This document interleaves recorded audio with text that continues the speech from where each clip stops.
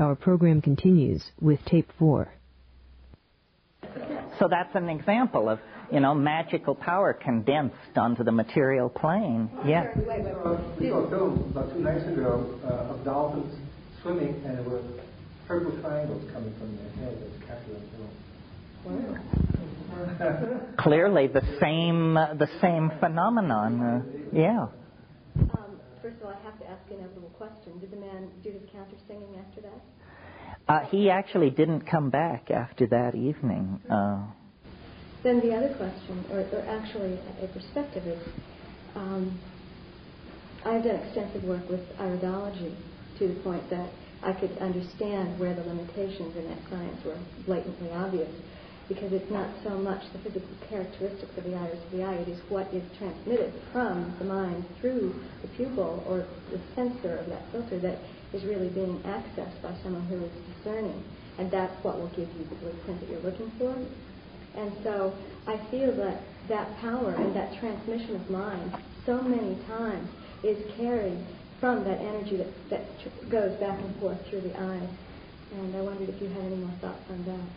Well, it seems to imply that we are all potentially linked together in many ways that civilization has suppressed. We are no longer telepathic. We are no longer able to reach out and tap somebody with a glance like that. But I think we do, and I think we do all the time. But somehow our perception of what's been going on is skewed. We don't, Rupert and I talked a lot about this. He had the idea that, he said, the search for proof of psychic power has not been a very happy story with card flipping and this sort of thing. And Rupert had the genius to realize that what is the commonest psychic power that we all believe exists and have experienced and so forth, but which science is utterly unable to explain, that could be statistically studied. Well, what it is the sense that someone is looking at you, and you could test this, and in fact we did tests where you would choose one person and put them at the front of a room full of people, and then you would tell people either look at your lap or look at the back of this person's head, and they would be asked, are people looking at you, or are people looking at the back looking at their lap? And certain people, you could quickly satisfy yourself, were able to detect this a phenomenal amount of the time, well beyond statistical, the rules of probability. So I think we're surrounded by subliminal abilities that we can't really understand. I mean, from years of traveling in Asia, I have an amazing psychic power, which is I can tell when food shouldn't be eaten, and it will happen to me, in very good restaurants, and if I go against it, I'll spend the evening over the toilet because I couldn't believe that Chez so-and-so would serve poisoned food because it was costing me so much money. But then when I get back to the hotel room, sure enough, by overriding my own instincts, I get into trouble. I think psychic ability, well, this is worth talking about, that we cannot be, or how can I put it, we cannot evolve beyond the confines of our language. And if you have a language that makes telepathy impossible, then telepathy will be impossible inside that culture. You see, we all pay lip service to the idea that language and culture create each other, but we actually act as though culture is real, and it isn't.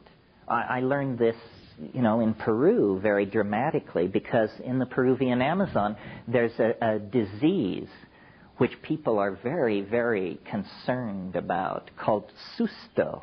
Have all of you heard of this? Susto only affects Peruvians. This is the first clue that something weird is going on.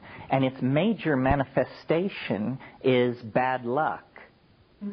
But if you get it, and you're a Peruvian, you prepare to cash in your chips. You know, it's as horrible as melanoma. You know, you're doomed if you have this stuff. And you have to go to a shaman and get it taken care of, or you're dead within 6 months. But I can't get susto. It's a linguistic disease of some sort. It travels around inside the confines of mestizo Spanish and nowhere else. But it's the evil eye, isn't it also, is the equation in the deep south of our country. Well, yeah, people have these ideas, yeah. And, you know, like people say, well, magic is accomplished because the person the magic is being done to knows that it's happening, and therefore they unconsciously participate in their own demise. But I've observed these shamans in the Amazon, and they will go, if a shaman has decided to actually get somebody, then he will go to incredible lengths to conceal what he's doing, so that the person never knows and never knows how to blame. So it isn't some kind of psychological co-option that's happening. It's something a good deal more complex than that. Yeah. You know, a while back you were talking about a period of time where magic kind of died out. And that made me think about some of the things you've been saying. For example, we have all these myths about fairies and elves and magic, and perhaps at one time the world was like that, but it is not like that now. Here you're talking about a social context that does not include telepathy, generates a culture without people experiencing telepathy. And yet we have all these myths, we have all the fairy tales, you know. And now you're talking about self-transforming machine elves. Do you have any thoughts on this? Well, I'm not sure that you got it into a question that I can respond to. Try again. Okay, so our culture then is very science-oriented.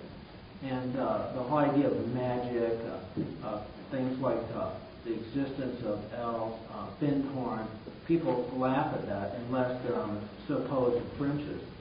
Do you think that this kind of thing could come back? Do you think that we will have right before our eyes, for example, experiences with these kind of things? Yes, sure, because what you have to do is you have to shift the locus. I mean, it's kind of hard to explain, but every civilization has a locus. And we have disempowered ourselves by shifting the locus to an imagined class of experts. We have an incredibly peculiar version of how the universe is put together. First of all, we rely a lot of the time on the notion of the eensy-beensy. Genes, viruses, atoms, elementary particles. These are the things which shape our world. We tell each other. And yet, who has ever seen any of these things? I mean, a virus, maybe a few people have seen. A hydrogen atom, it's a pretty airy-fairy concept. And when you start talking about the anti-mu meson and stuff like that, where you can only approach it through an arcane mathematical language, the reality, whatever that means, of these things becomes pretty questionable. See, one of the things I think that psychedelics could do is give back to us what I call the immediacy of felt experience. Since the rise of Cartesian analysis in the 17th century, everything that we experience has been defined as what are called secondary characteristics. Color, a secondary characteristic. Feeling, and what's real is mass, momentum, charge, spin, stuff like this, which, these are the primary qualities of the universe. Whoever encounters or deals with them. We need to model reality so that it is understandable to us. I mean, that statement should even have to be made shows how far off track we are. Our current model of reality is excellent for describing the behavior of hydrogen at the center of stars or something like that. Terrible for explaining to you how you're supposed to stay tuned to your girlfriend. So somehow we have sold out to abstraction. And this is something about science, and the demonic power of numerical analysis and stuff like this. I think that part of what the psychedelic revolution is and why it is so politically threatening is because a psychedelic person does not believe anything they cannot confirm for themselves through thought, intuition, or feeling. And a non-psychedelic person joins up with the quantum physicists or the Hasidic Jews or some group of people who've already got it packaged and figured out. I mean, the UFO thing is a good example. Everybody's interested in UFOs and, you know, are there space people, are there not? And I think most people think that the news will come, that the way you encounter a UFO, the way most of us will encounter a UFO, is that the president will call a press conference and say, you know, that the time has come to speak frankly about certain declassified material and that, yes, in fact, it has been going on. I mean, that's not how it's going to happen. The way it's going to happen is on 5 grams in silent darkness in your living room, and that's real. You know, if flying saucers were to land on the south lawn of the White House tomorrow, it would be minor news compared to what can happen to you a minute and a half after smoking DMT. We don't realize that we are not real unless we are the center of our own private mandala. And so we look to media, to experts. You know, maybe the Dalai Lama can clarify it, or Mother Teresa, or Stephen Hawking. Well, forget all that. Those are just linguistic concepts as far as you're concerned. The only thing that's real to you is yourself and your immediate surroundings. And if we could empower that, you know, our political problems would disappear overnight. We are infantile, and we do love it. We don't really try to claim our existential validity. And those who do are called mad because they depart from the sanctioned paradigm. Over here, somebody. Yeah. But it just struck me that one of the things that you seem real good at is bringing that personal experience into language and being able to communicate it, which creates the same kind of reality that you appear to be decrying of a shared linguistic reality where we can discuss the experience that we've had. Its value becomes elevated when we talk about it.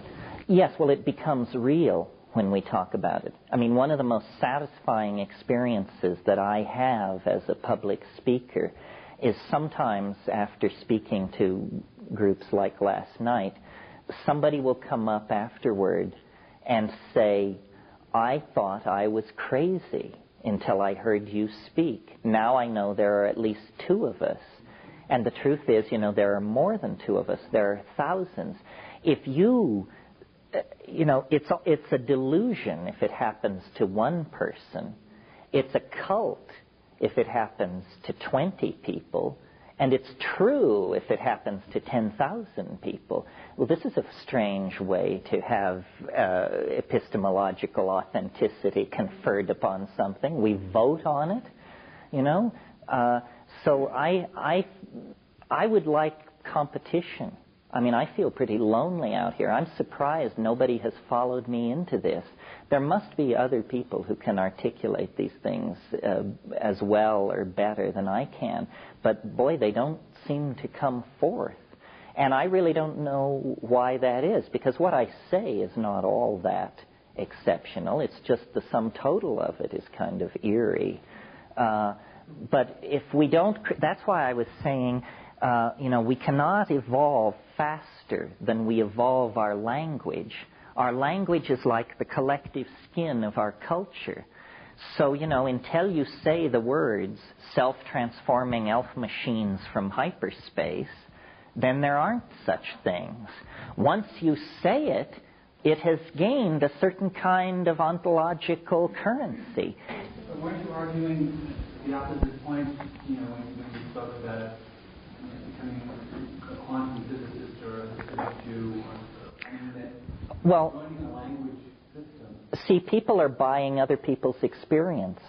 I mean, if you're not a quantum physicist, why in the world should you take those people seriously? They're talking gibberish.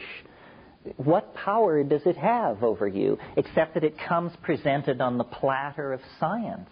Say, you must believe this. If you don't believe this, you're not a well-educated, trendy, with it person.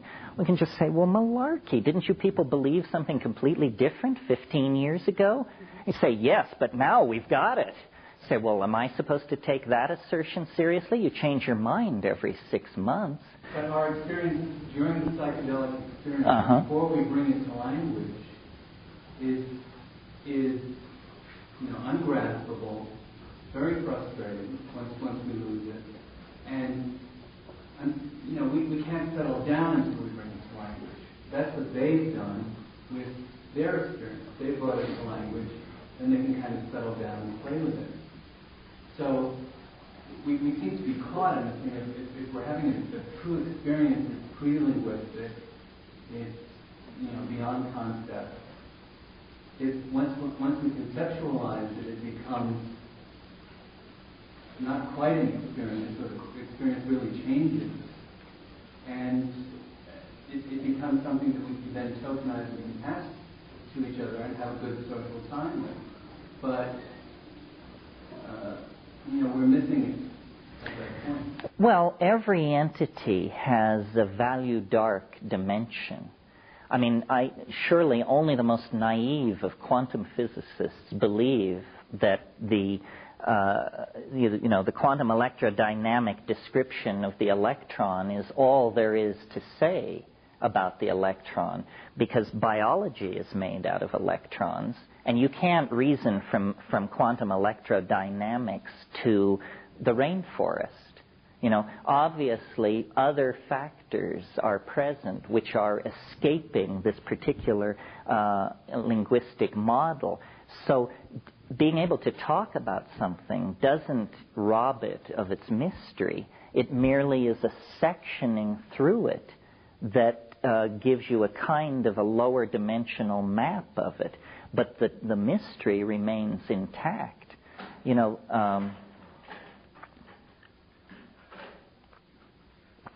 Wittgenstein talks about what he called the unspeakable. And, the unspeakable is the true domain of being. And then within that, there is a very small subset of those things which can actually be captured in language. But they're a vanishingly small set of the whole thing. Mostly it's all mystery. I don't know why this is so surprising to people. I mean, where is it writ large that bipedal primates with binocular vision are supposed to be carrying around in their heads true models of the cosmos? I mean, would you expect an apple tree or a monarch butterfly to have a true map of the cosmos inside them? No more than that we should have. So I think all knowledge is provisional. And I think the new science will honor this. This is why the rise in the use of the word model. They no longer believe they're giving a complete explanation of phenomenon. They just say, well, here's a model, and next year we'll get a better model, and we'll keep modeling, and our models will get better and better. But they will never be more than crude approximations to an unspeakable mystery. Do you find that tragic? No, I find it exhilarating. I think part of the male or part of the ego dominator pathology is to demand closure out of everything. There is no closure. You have to learn to sit with the messiness of the mystery. It's this thing we said this morning. The bigger you build the bonfire of understanding, the more darkness is revealed to your startled eye. So, no, I think it's open-ended and exhilarating and tremendously exciting that that's the kind of universe we're living in. Terence, I think the thing about mystery is, I find it fascinating. I think up until just a few months ago, my main thing was trying to understand. And then I read something somewhere, some little sentence that said, I'm not trying to understand the mystery anymore, I'm just trying to have a relationship with it. That's right. It just clicked me into a whole different place. Well, this is not merely the stoned ravings of the psilocybin brigade. Do you all know, or have you ever heard of Gödel's incommensurability theorem? This sounds daunting and disturbing. Have you ever heard of this? Does anybody have a clue what I'm talking about? Okay, well, that in itself is a measure of the kind of society we're living in, because to my mind, more important than Einstein or Schrödinger or any of those people was Kurt Gödel, German mathematician. And he began by studying the calculus, and he had a very funny method.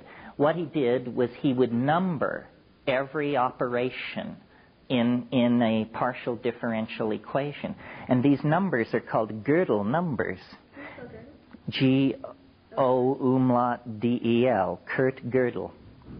And what he showed, and I think this is maybe the most important intellectual step taken in the 20th century, he showed that any formal system will produce true statements which are not provable within the confines of the formal system itself. Now, what this actually means is that mathematics can fail. It means that there is no closure. He proved this logically, showed that closure is impossible, that everything, he showed it for arithmetic, the most secure of all intellectual edifices. Essentially what he showed was that 2 plus 2 equals 4 is a very strong tendency, not a law. And this incommensurability theorem means that no program of formal analysis will ever completely exhaust its subject. There will always be a residuum of mystery. And we need to come to terms with this. I mean, it's taken us 80 years to get Einstein under our belts. And that's a simple notion compared to what Gödel is saying, because what he's saying is not about, the distortion of space-time near massive objects, but something which actually affects our own lives on a day-to-day basis. And, if you live for closure, you're beating your head against a stone wall, and your head will wear out long before the stone wall will. There's a kind of an appreciation for the mystery needs to replace the attitude that the mystery is an unsolved problem. Mysteries have no relationship whatsoever to unsolved problems. Yeah? I'm just wondering about the motivation of the explorer going into the dark continent, wanting to draw a map of the river, so that you can eventually build a railroad, et cetera, that you go through a lot of pain, a lot of difficulty as a pioneer to get the map back. If your primary assumption is that this map will never be drawn completely, where's the motivation? What does it then become? You don't need a complete map. I mean, I'm not such a fan of Wittgenstein, but he seems to have raised his ugly head here. Wittgenstein used to say, we do not seek statements which are true. We seek statements which are true enough. That's this genuflection to the incommensurability theorem. That's as good as it gets, folks. True enough. Beyond that, there's just, the airy realm of metaphysics, which will never be plumbed.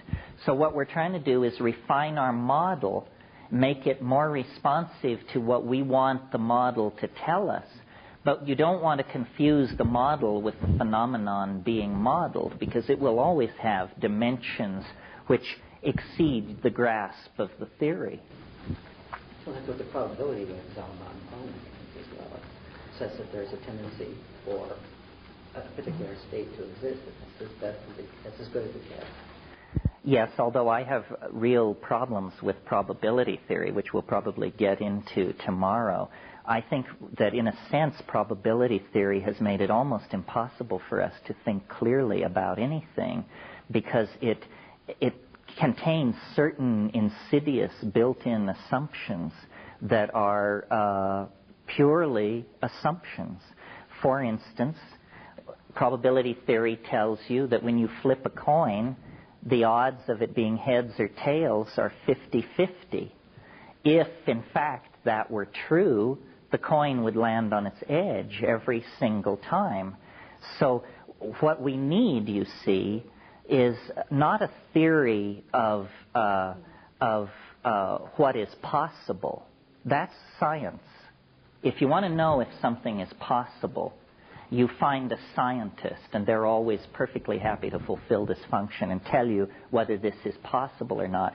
What we completely lack as a civilization is a theory that explains to us how it is, out of the vast class of possible things, certain things undergo what Alfred North Whitehead called the formality of actually occurring.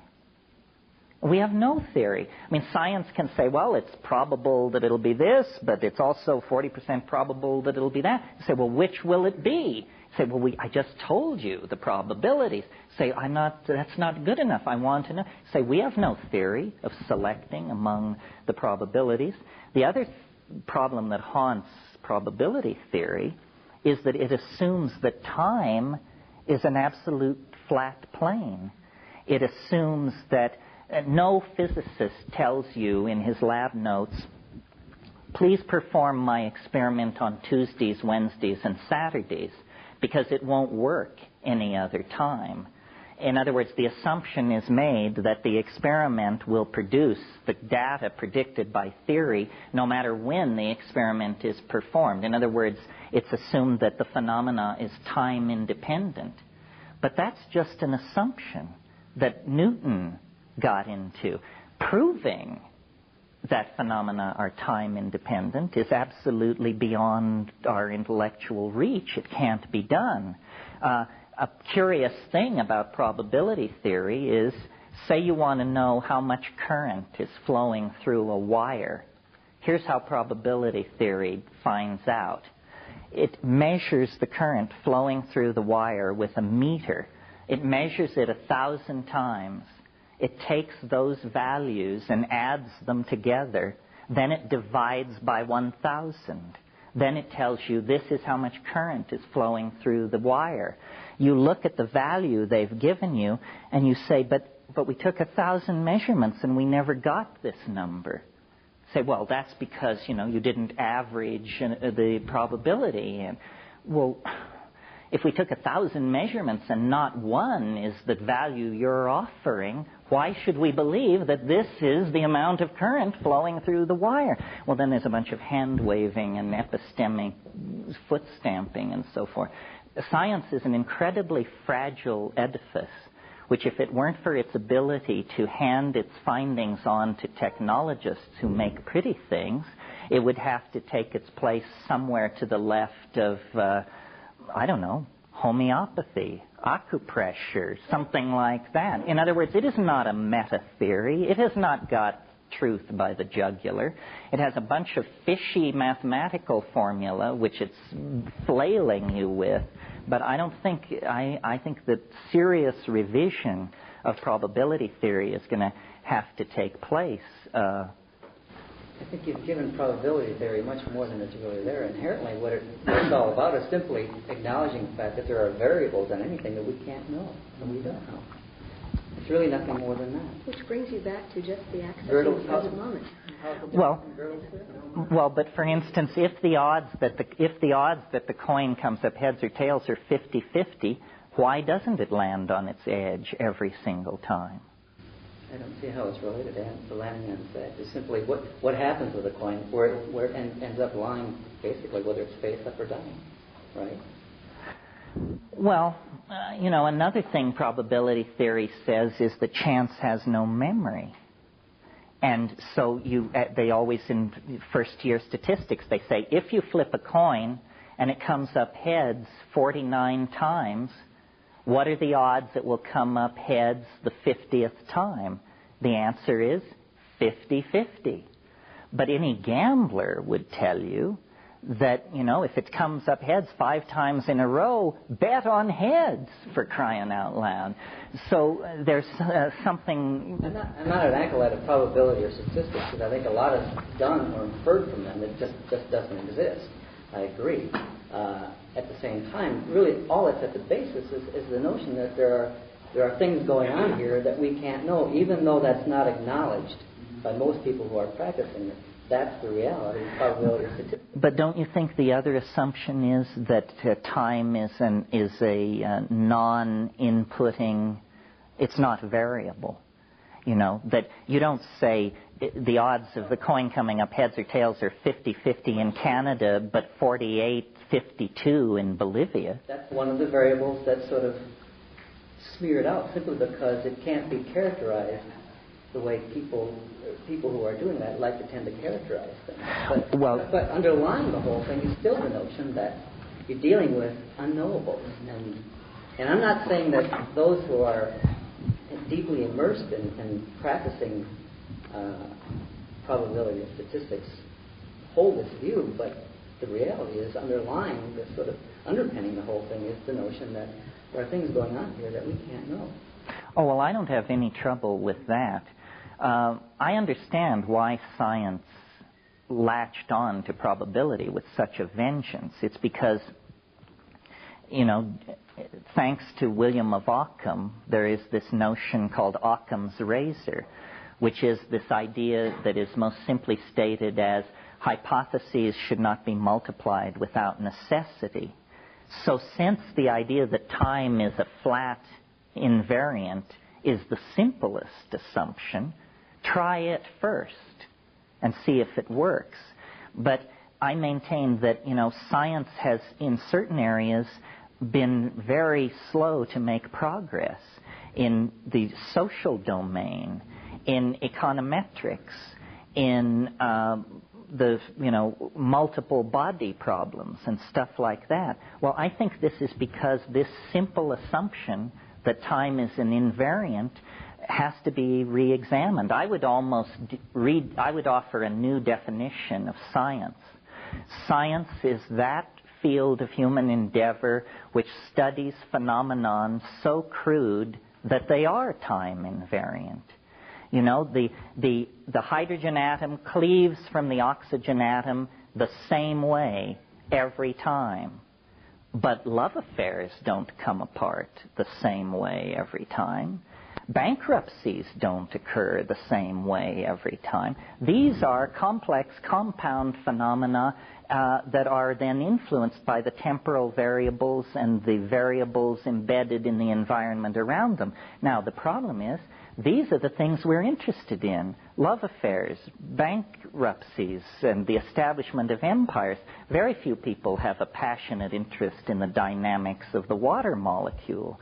Except that that equipment over there was produced by those notions, these notebook computers, the software that you're running. Oh, now I know I have you on the run because this is but it makes pretty things argument. No, I'm just saying, I'm not commenting on the value of it or not. I mean, each person has to assess that for himself. Well, see, I think science is a great enterprise and noble, but not the arbiter of truth. No, I'm not arguing. There are no arbiters of truth. The truth of the Tarot, the truth of quantum physics, these are truths in the supermarket of truth. But there's no top end to that process. There may not even be one truth. But might one truth be more applicable in a given situation? In a given situation. If you're flipping coins, probability theory is probably a good guide. You wouldn't want to run your love affair on probability theory. So you have to choose the domain. You have to recognize the applicable models, the applicable tools for whatever domain you're looking at. We're not allowed to do that in this culture. Science is the overarching truth for most. Well, you're allowed to be a heretic. You just don't get paid well. That's the price you pay for that. Still, yeah. Kind of tying this into what you were talking about last night about how messed up everything is since our ancestors got away from the mushroom celebrations and all that. It seemed like you were saying that we are tied into time and we're being pulled towards a certain something, like this dimension being destroyed, or we're not really being able to live. And I'm wondering, is that, it seemed like you looked at that as bad, and then on a different perspective, it's good because we're discovering that we're being pulled towards something that's maybe bigger and more wonderful. How does that tie in? Are you saying that this is bad, what we're discovering, so we need to hang on to our past? Or are you saying we can No. come out of this and go into like a different dimension? No, I don't think it's bad. I'm entirely in support of whatever the universe is in the process of trying to do here. I think that history is ending, and that it was a temporary perturbation of the system, and that we can anchor ourselves through this chaostrophe, or whatever it is, by going back to archaic models. But I think that, and this is what we'll talk about tomorrow when we get the computer, because I don't merely talk about it, even though I've been flailing the mathematicians. Ultimately, I too come to rest with a fishy formula. I think that the universe is I think that there's something that has been overlooked by science called, and I'll name it, it's called novelty.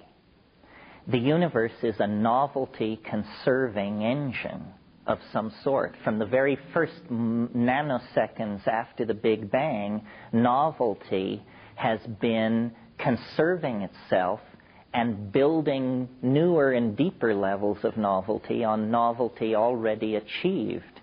So that, in the first few, you have the Big Bang, then you have this era called the pre-physical era. It's brief. It lasts the amount of time it takes light to cross a distance equivalent to the diameter of the proton, electron, something dinky for sure. That's called the era before physics. Then physics begins, one jiffy after that. And the original universe was so hot that it was a plasma of free electrons.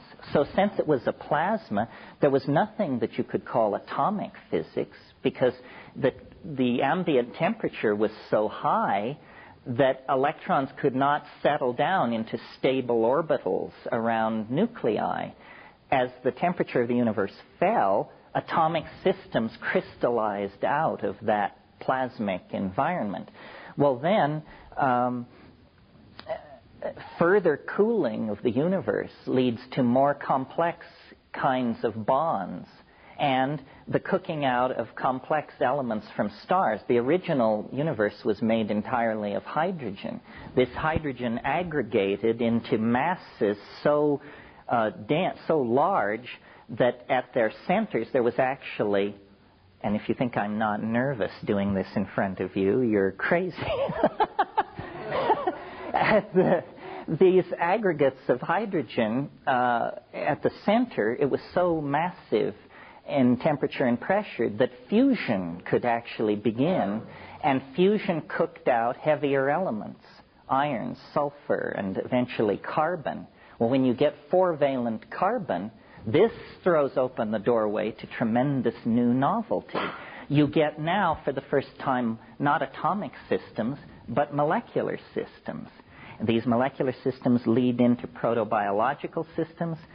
Protobiological systems lead into prokaryotes, then eukaryotes, then true higher multicellular animals, then mammals, then human beings, then electronic culture, then the big surprise. Now, the thing to notice about all this is that novelty keeps building on novelty already achieved. It crosses biological lines, atomic lines, molecular lines. It is a law of the universe, I'm proposing, that novelty is conserved. And so then what we represent is the kind of ultimate nexus of novelty. And I believe that, we are being wound tighter and tighter and tighter into a confrontation with the equivalent of the singularity at the center of a black hole. But it isn't a gravitational singularity that I'm talking about. It's a novelty singularity. And so, the universe is growing toward some kind of ultimate state of boundaryless hyperconnectivity. And when that is achieved, the process will cease to be describable in the locus of ordinary space, time, and energy. Now, science has no notion of this concept of novelty. In the East, there is such a concept. It's called Tao. And Tao builds things up and pulls them down according to its own mysterious laws. Tomorrow I will argue, when we get the computer, that its laws are not, in fact, entirely mysterious, and that we can discover the nature of the novelty constant. And instead of treating space-time as an absolutely featureless plane, we can take that zero value, which is how that shows up in the Newtonian mechanics, and substitute instead a fractal dimension number, which will be some kind of decimal fraction between 1 and 2, and then this will allow us to do things previously inconceivable, like predict the future and stuff like that. See, one thing I guess I should say, since we've sort of drifted into this fairly rappy place, is the idea that the universe is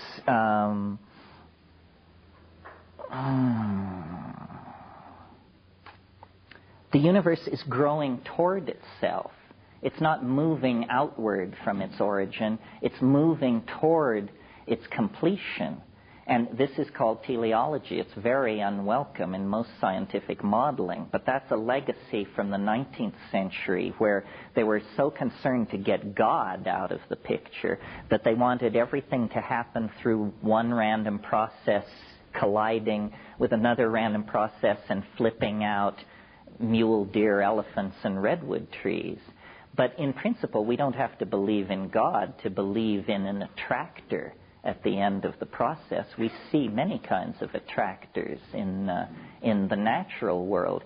One way that I think of the psychedelic experience is, you've heard me talk about hyperspace, superspace, this kind of thing. It really does seem to me that reality is some kind of a very complex geometric object of some sort. And you know how they teach you in trigonometry that all possible ellipses can be obtained by sectioning a cone?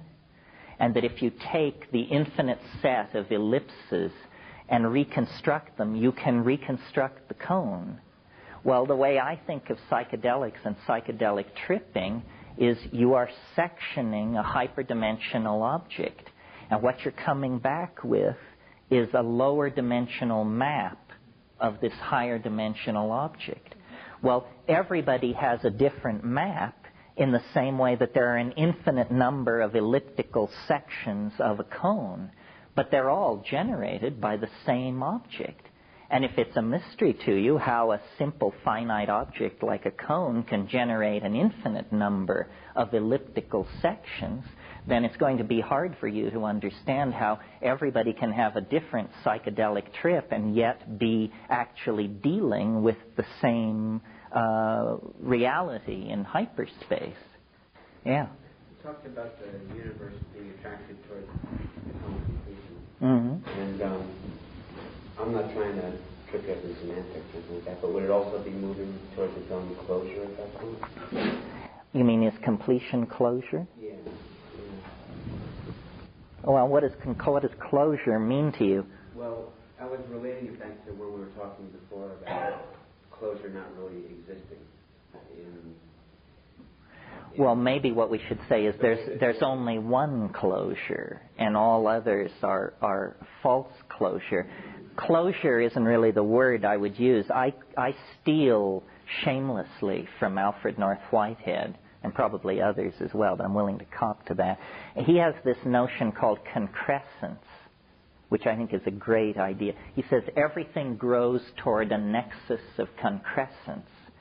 So complexification is at the service of concrescence. We can see how this planet is caught in a concrescent process. 100 years ago, it took 3 months to go around the world. Now it takes a third of a second. 100 years ago, a newspaper carried local news. Now local news means the news of this planet. We can telephone Prague or Shanghai by just going outside to the phone booth. We are being knitted more and more tightly together. Now, most people think this is a human world phenomenon and it will stop at some point with everybody connected to everybody else, I guess. I don't think it is a process of the human world. I think we're embedded in a collapse of physical law. This is a fairly pathological notion from the point of view of most scientists, because they believe that the universe will exist for, millennia or millions of years into the future. But I think our presence on this planet indicates that we're deep into Act 3 of the cosmic drama. Yeah. Well, if the universe were viewed as a setting for souls that intelligently evolve back to Godhead, when all the souls intelligently evolve to whatever aeons that may take, then the necessity disappear. There would no longer be any need for the set of the universe. Yes, I mean, in a way, the problem is not the end of the universe, but why it existed in the first place. What happened to flaw the original nothingness, to contort itself into this fantastic cascade of interconnected complexity? It's very, very tricky, this stuff. I mean,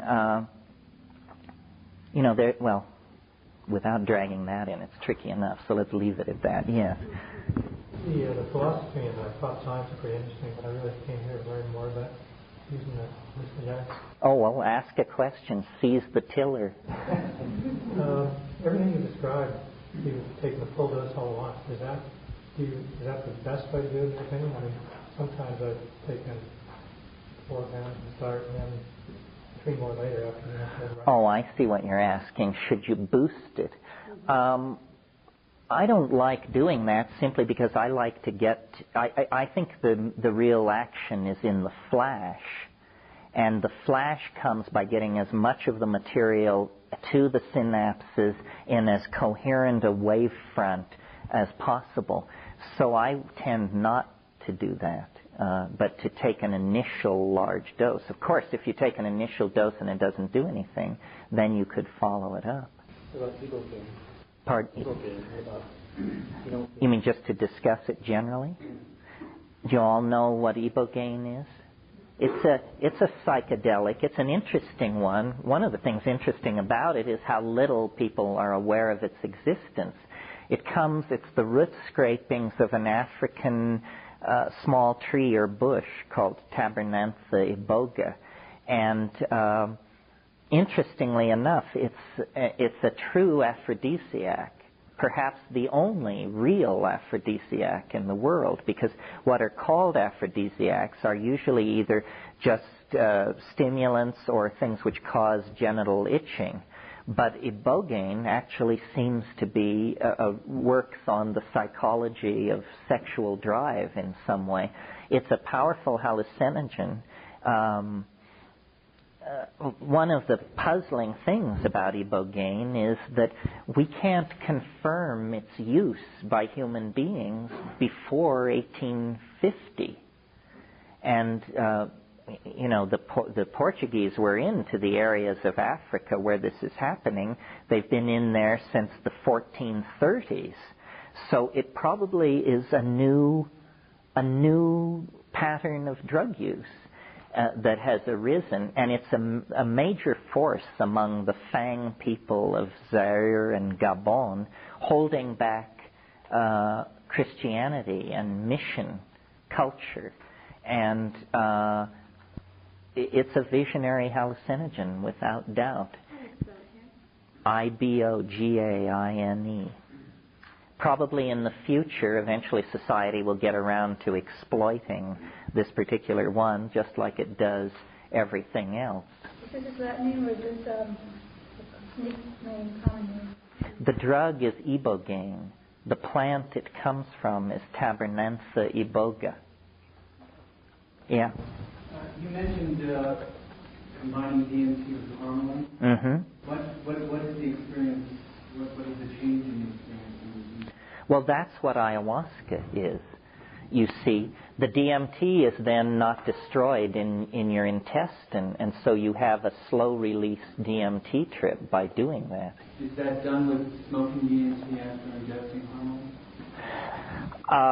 In theory, and probably in fact, that would be a tremendously successful way to get very loaded. The problem is it might be a too successful way. You want to be very careful with these MAO inhibitors. There are MAO inhibitors that drug companies have produced where a single dose inhibits all the MAO in your body for up to a month.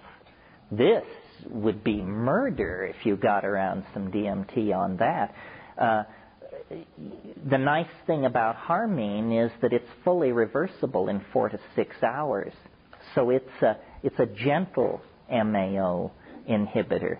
But yes, this is the strategy. This is why you could conceivably take the seeds of a plant like Pergamon harmala, which grows around here, more or less, and contains harmine, and combine it with a plant like Desmantha selenoyensis, which contains DMT, and come up with a North American pseudo-ayahuasca of some sort. People are doing this, but if you think it takes courage to just do these compounds naturally, imagine the kind of courage it takes to diddle with recipes and to do your own bioassay, which you must do because the cook must taste the soup. Terence, what was the first plant? Not the Desmanthus, but the other one? Pergamon harmala, P-E-G-A-M-U-M, Pergamum harmala in the Zygophalaceae. Yeah. I was thinking it's really information. I'm wondering if you and Dennis ever tried to experiment again. If not, why not? And what else would you do? Well, we never tried the experiment again because Dennis felt that he'd really made the maximum contribution to the effort. There are many experiments, though, which could be tried, which would put no human being in danger. For instance, you could use square wave generators, which are acoustical generators, to try and drive these drug molecules into DNA in vitro, in a test tube. What you would do is you would simply put the denatured DNA into solution, put some DMT into the solution, shake it furiously, ultracentrifuge the mix to get the loose DMT out, and then weigh the DNA and see if its weight had increased by a number which was magically divisible by the molecular weight of the DMT molecule. These kinds of studies have been done and show that DMT does intercalate and locate itself into DNA. So, there are a lot of different things like that could be done that wouldn't put anyone at risk. So Dennis really felt that he was at risk in a very serious way. Well, he doesn't remember it very clearly. His impression was that it lasted about 5 days. It actually lasted 3 weeks. So the real stuff that would have alarmed him, he fortunately was too out of it to see or remember. But I was there throughout the whole thing and saw it. And I think it would be nice to understand the parameters of the effect a little more clearly before we charge off and try that particular trick again, yeah. Well, this is what's being referred to is in True Hallucinations, which is a tape set which will be published as a book next year. It describes an expedition to the Amazon in 1971, which was really where we got the whammy.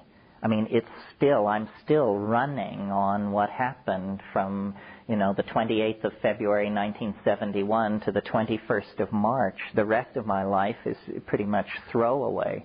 But I don't know, it was weirder than flying saucer abduction, because now there's a whole form for it. It was hard to say. Something was waiting for us down in the Amazon, and as soon as we started taking these mushrooms, it began making suggestions about how you could use the mushroom and your voice and certain other materials present at hand in that environment to essentially, there aren't even words to say what it was, condense the soul into three-dimensional space, or create the Philosopher's Stone inside your body and then give birth to it, or, in other words, some radical transformation of the ontology of being human was held out as a possibility. And it all came down to an experiment that he wanted to perform that seemed to me so unlikely to have any effect whatsoever that I felt it was perfectly all right to let this experiment go forward, because I would have bet dollars to donuts that nothing would happen. Instead, all hell broke loose at the conclusion of this experiment, and he claimed at the time that what he had done was bonded into my DNA enough psilocybin in a superconducting kind of bond, which, if you know how superconductivity works, a superconductive bond is very hard to disrupt. It's not like an ordinary chemical bond. And he felt that you could do what he called bell the cat, that you could actually hang a transceiver around the neck of the logos itself. And from then on, it would talk to you constantly in the confines of your own mind. And it just seemed so wildly improbable to me that it went forward. But in fact, at the conclusion of the experiment, something changed in me. And I essentially became who I now appear to be. But before that, I wasn't. I was sort of a wastrel and a undirected person of some sort. And then tomorrow you will see, when we get the computer, what the bottom line of this is, because what was eventually revealed was a kind of mathematical mandala of space and time that rested for its veracity on the fact that it made prediction of the future possible. And tomorrow afternoon I will display this thing for you, and you can judge for yourself whether this is the product of a pathological incident or, in fact, an intellectual leap comparable to Newton's laws of motion or something like that. I think, in principle, all this is possible. I think transforming, part of what human history's conclusion will be is what I call turning the human body inside out. We want the soul to become visible. We want the body to become an idea freely commanded in the imagination. And then at that point, as James Joyce said, man will be dirigible. That was as close as he could get in 1939 to saying you'll turn into a flying saucer. He knew it was an airship, he knew it was oblate, but he thought it was a dirigible. Anyway, enough about La Chirera. Maybe we'll get into that tomorrow. Yeah. I just have made a presentation about the ayahuasca. Uh-huh. You said that it has the DMT, games no harming none. Yes. What's the vine? The vine has that? No. Good point. The vine contains the harmine. Another plant contains the DMT. This makes ayahuasca unique among these shamanic tools, because you see all the rest of them, peyote, mushrooms, San Pedro, ibogaine, morning glories, and whatever else, cannabis, are simply plants which you ingest. Ayahuasca is a drug, a product, something made by pharmacologists, I mean, pharmacologists who wear penis sheaths, but pharmacologists nevertheless, you see. So suddenly, the human dimension enters into it. Not all ayahuasca is alike. Ayahuasca depends on the personality of the person who made it. So it's not about a relationship between you and a plant. When you take ayahuasca, between you and the plants, there stands a human being. And, you know, if you're headed down there to seriously get into this, don't give up in a hurry. You will drink a lot of swill before you find someone who is conscientious enough, honest enough, and cares about you enough to not shortchange you in some way. Harmony used to be called telepathy. Telepathine, yes. Ayahuasca was discovered by Richard Spruce in 1853, and then in the early years of the 20th century, the German ethnographer Theodor Koch-Grünberg brought a lot of it back to Berlin, and Louis Lewin and his group characterized an alkaloid, which they named telepathine. But it was not realized then until, I think, 1957 by the chemists Hochstein and Paradis that harmine, or that telepathine was exactly the same compound as an earlier compound isolated from the Syrian rue named harmine. And since the rules of chemical nomenclature are that the first compound, the first name, takes precedent, telepathine had to be dropped and harmine substituted. But it tells you how convinced these early ethnographers were that this stuff was exciting paranormal mental abilities. Are they taking it with DMT or are they taking it by itself? The harmaline? Yeah. Oh, well, no. See, what happened was that what Koch-Grünberg took back to Berlin was the liana, the vine, Banisteriopsis caapi. The other active ingredient in ayahuasca was not isolated chemically until 1956. But the guys who took the vine back and started playing with the vine. The vine doesn't contain DMT. Okay, but the harmine and harmaline itself? Are both, yes, has an effect. Does it have another effect besides? At high doses, it can cause hallucination by itself. The plant which contains the DMT, normally, there are a couple of possible substitutes, but normally what's used in the Amazon is Psychotria viridis. And this is a little coffee-like plant that contains DMT in the roots. One of the great mysteries of ayahuasca is how, out of 475,000 species of plants in the Amazon, these people figured out that you pound the vine and combine it with the leaves and then go through this elaborate boiling and concentrating, and then you get this fantastic visionary beverage.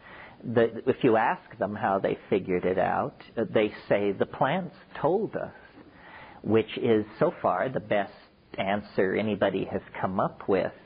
In 1962, Melvin Bristol, who was a graduate student of Richard Evans Schultes at Harvard, was studying ayahuasca among the Sibundoy Indians, and he took ayahuasca, and during the trip, a plant was revealed to him, and he was told that it would be alkaloid positive.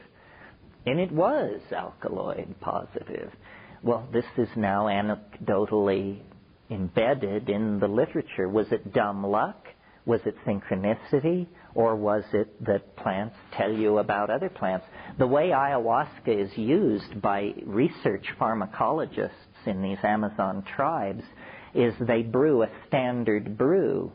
And then if they have a plant that they, for some reason, suspect might have some medical usage, they will put a little bit of that plant into the ayahuasca, and then the ayahuasca will give them a readout on it and explain what it is. I had one of the longest evenings I've ever put in, where I took half a dose of ayahuasca and half a dose of mushrooms, and it was absolutely god-awful. It was different than any bad trip I've ever had. It didn't seem to be about my personality. It seemed to be about core processes. There was a little Pac-Man thing, and I could see it moving through my memory, just chew, chew, chew, chew, chew, and I didn't know. You know that horrifying scene in 2001 where the guy is outside the spaceship and he says, "Open the pod doors, Hal." Open the pod doors, Hal. Well, that's how I felt. I could almost see the molecular machinery had jammed. And I said, oh my God, it's not going to deanimate or dealkylate. It's somehow caught in some kind of a loop. And I sweated bullets for an hour and a half with it. It was really horrible. And then it finally released and let me go. But as I sat in that chair, I said, if I can't pull out of this place, then there's a room in a back ward somewhere, and they will just sit me there and look in on me every 12 or 14 hours, and that'll be my story. Yeah. You said earlier you were surprised that you had no competitors. Right. And you understand that we have a political climate that's not congenial to exploring. True. So why are you surprised? Because I don't feel particularly courageous. I don't feel that this is unusual, what we're doing here. Am I crazy? Could be. It seems to me perfect. It would seem to me, knowing what I know, which is no more than 1,000 other people know, I couldn't live with myself if I didn't talk about these things. Because our problem is we're disempowered, unhappy, and disconnected from ourselves and each other. Here's the solution. How can you, it's a political obligation or it's a moral obligation to try and at least inform people. They don't have to take it, but they should at least have the facts of the matter in front of them as they live their lives. So I just do it because I couldn't do it any other way, and I'm puzzled that nobody else feels this imperative, because the people I talk to, 1,000 people have told me psychedelics were the most important thing that ever happened to them. But not one of those 1,000 people ever said, and I've scheduled a speaking tour to do the same thing that you're doing. So I don't know. There's fear and paranoia. I hear there were even people who were afraid to come to this for revealing their interest. Wow. Well, either I'm crazy or they are. I don't know. See, I think that is, how if you confront certain, butterflies or deer, there are certain kinds of animals that if you move slowly enough, they can't tell you're there because they're set up for edge detection. And if you move slowly enough, they don't register the edge transiting.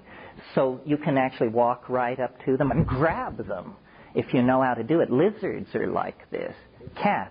So I think that by moving with stealth, rather than going to Harvard or Berkeley and inviting the freshman class to pour into the street and smash bank windows, that we can actually slip this thing along.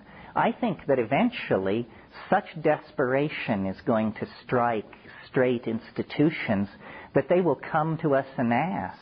They're going to try everything when the going gets rough, and when they finally decide to drop all their pretension, we'll be perfectly willing to have a dialogue.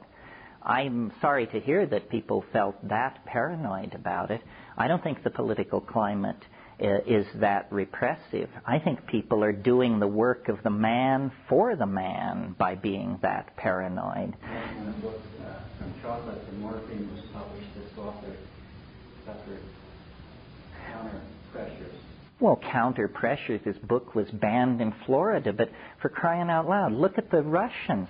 They were able to toss out the Communist Party. Well, now that's a pretty scary thing to go up against. We don't have anything comparable to that in terms of its depth of penetration into our lives, and yet they were able to do that. I think, there's more to life than hiding out.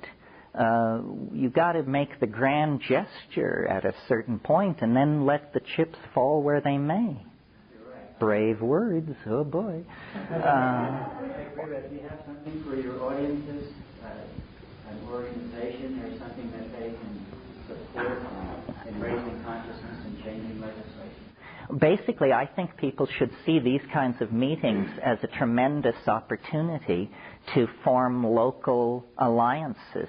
The last thing on earth we want here is a Terence McKenna cult. That would just be the stupidest resolution of the whole thing. The whole message is, you don't need me or Tim or anybody else. Just take a little metaphysical responsibility upon yourself, realize you are the microcosm of the macrocosm, and then get with like-minded people and proceed. I mean, this is how political revolutions are made, is by people just ignoring as irrelevant, outmoded social forms and structures and insisting on their own authenticity. So mentioning maps or Hoffman Foundation sort of help? Oh, it might help people. I mean, how would it help? Strength in numbers. Strength in numbers. Well, I think people should support psychedelic communities, archival projects, legalization moves, yes. But mainly, I think what we all need to do is get more loaded. Deeper trips, higher doses. You see, it's not that we want to convert the entire planet to taking mushrooms. It's that we just want to be left alone to do what we want to do. The mushroom, if it's as great as I say it is, then it doesn't need a mob clearing the way for it. It's perfectly able to advance its own agenda. The thing is just not to yield to fear. Because, as I said, if you yield to fear, you do the man's work for the man. And that makes you the man. So what you have to do is just say, well, this is what we do, and eventually it will change. I mean, gay people is a good example. I mean, in our own lifetimes, we've seen this go from, an unspeakable crime against nature, which decent people took care to not even be informed of, to, a political subculture with its own agenda and its own press and its own political clout. Well, we are not as under the thumb as gay people were, say, in the early 50s or something. If they can do it, we can do it. If black people can go from slavery to a legitimate claim on full social integration into the body politic, then we can do it too. But not if we... No, in America, nobody gets nothing unless they demand it. So as long as we bow our heads and hide our stash and are looking over our shoulder, well, then they've got us on the run. But we just have to say, look, this is it. This is who I am. If this doesn't jive with your political agenda, adjust your political agenda, because this is who we are. Well, now let's knock off and regroup for tomorrow on that point. Thanks very much. Well, before we get into this morning's rigid agenda, where were we yesterday? And I recall there were hands up. Do the people who belong to those hands still have the concerns that went with them?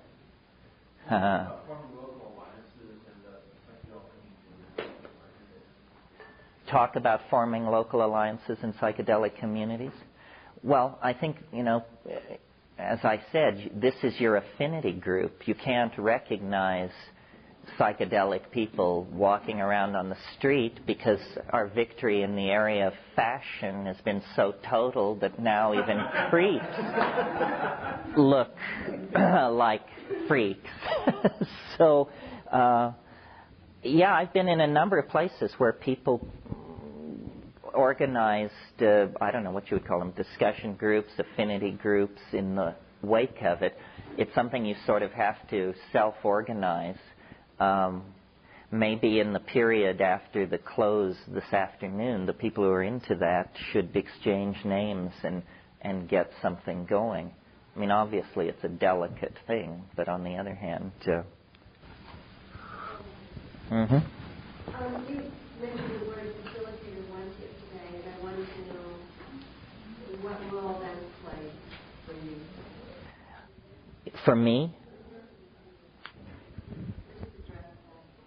Well, a lot of people feel more secure doing journeys if they have some kind of ground control. And in the most casual form, that can just be your best friend who doesn't do it, but you do. Or if you suspect that fairly deep and charged issues are going to arise out of it, why you want it to be someone with some psychotherapeutic experience. But on the other hand, you know, you're in such a vulnerable state in that dimension that you really want to choose the facilitator carefully. I mean, and have some kind of set of agreements worked out before. I mean, the psychedelic trip doesn't always take the direction you want it to. I mean, you write down before you take it that you want to deal with some episode of childhood trauma or abandonment. Then you get loaded, and it seems so preposterous that, you know, you can hardly contemplate the notion without laughing aloud. And the facilitator has this, keeps trying to bring you back. Say, well, you're not doing the work. We're here to do the work. Well, then you say, well, you know, having a knockdown, drag-out fight while somebody's loaded isn't exactly the way to go either. You sort of have to feel into that issue. As I said yesterday, I can't get where I want to go in the presence of somebody else because they hold me to the surface. If I were to have, my idea of the perfect facilitator situation is that they're 2 rooms away and you have something equivalent of a beeper. And then, you know, you can beep them and they'll come in and pat you on the head and tell you that it's all right if you need that. But otherwise, they stay completely out of it. It's really nice to follow your own thought, you know. And I think we change in the presence of another person. You know, we create a persona. And it takes a lot of energy to maintain the persona. And in that situation, there's no reason, so why do it? Yeah.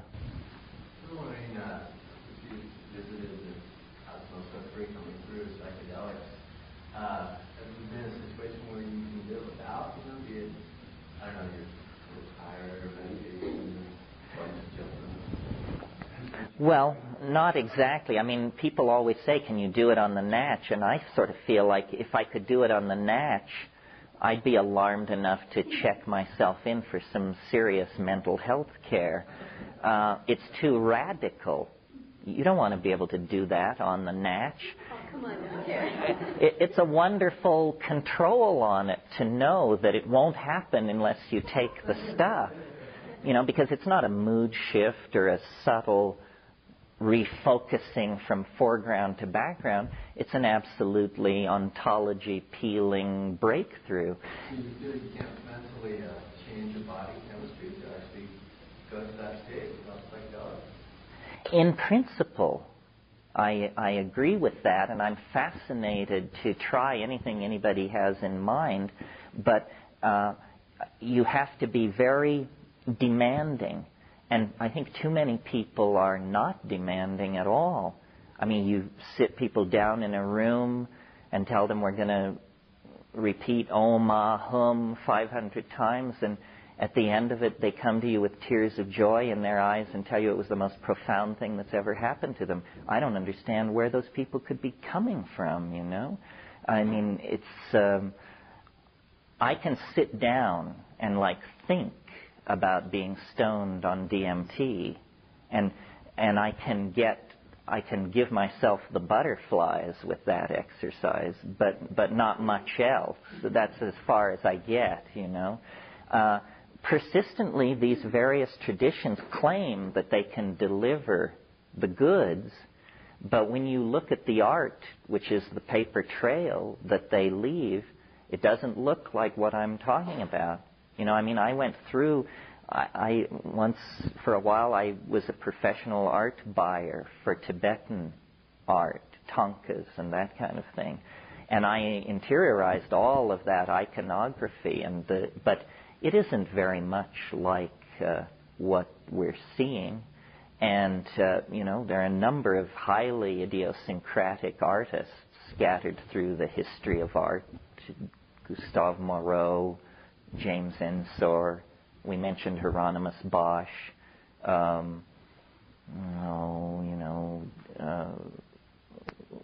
Mati Klarwein, but I'm trying to think of older ones.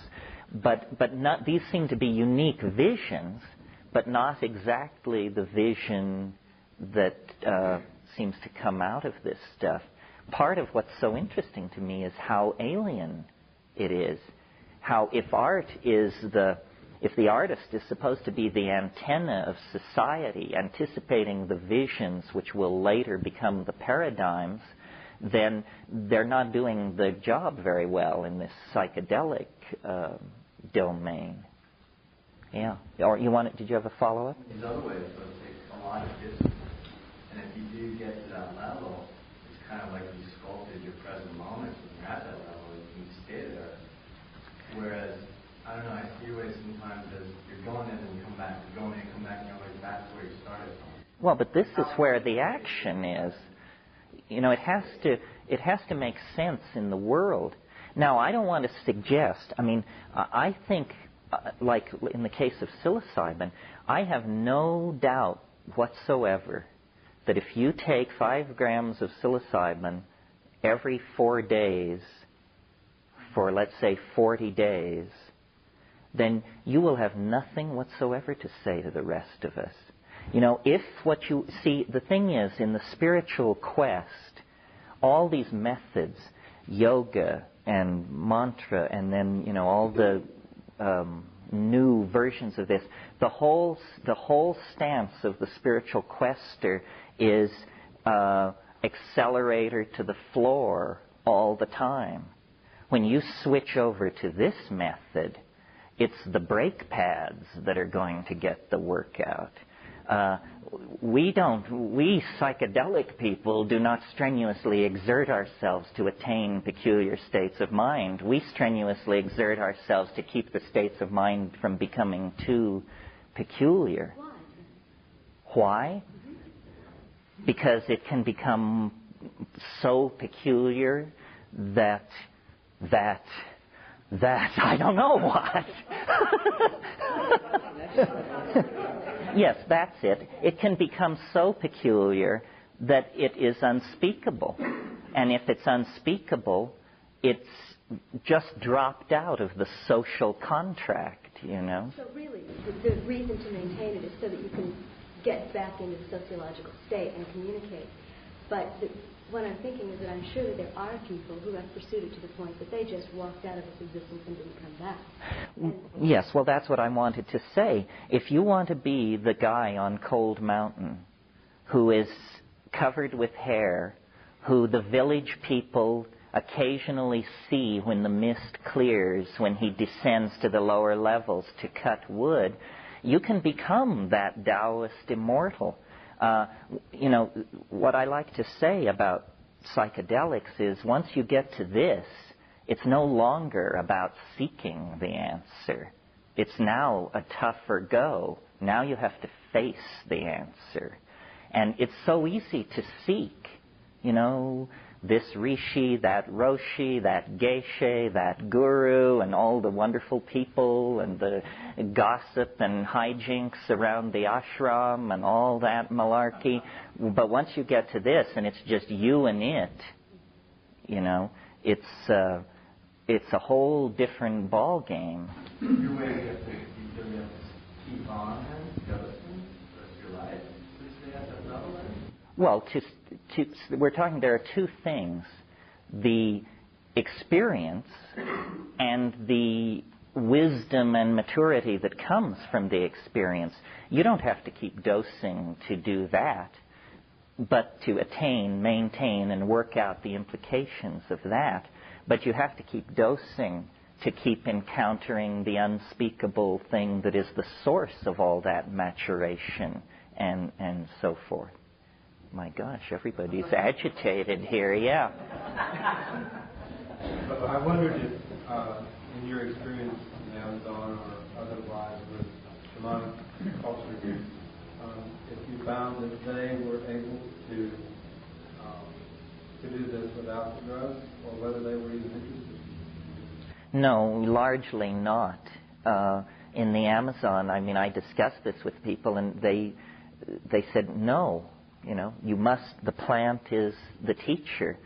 I mentioned, or maybe I didn't, but there's an interesting book called Hauma and Harmeline by Flattery and Schwartz, and it discusses the ambiance of the religious attitudes of early Zoroastrianism, and they believed in what they called the Menang existence.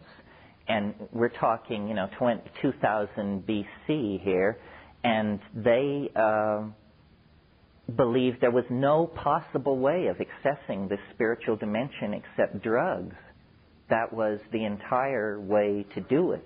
And I think it's a kind of pharmacological and energy barrier.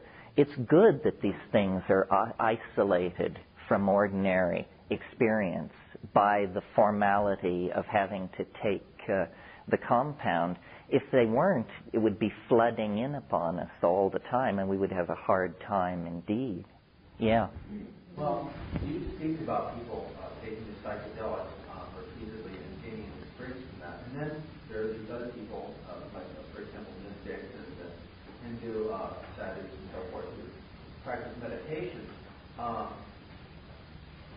I read somewhere recently that when the people in the Amazon take ayahuasca, it is recommended they, as initial effects come on, that they practice mind control. And what I haven't seen very much is the combination of, mental practices so as to, and the combination of that plus taking the, psychedelics, like psilocybin. And you talked a little bit about this, about what you do in preparation for the experience. But why is this? This concludes Tape 4. Our program continues with Tape 5.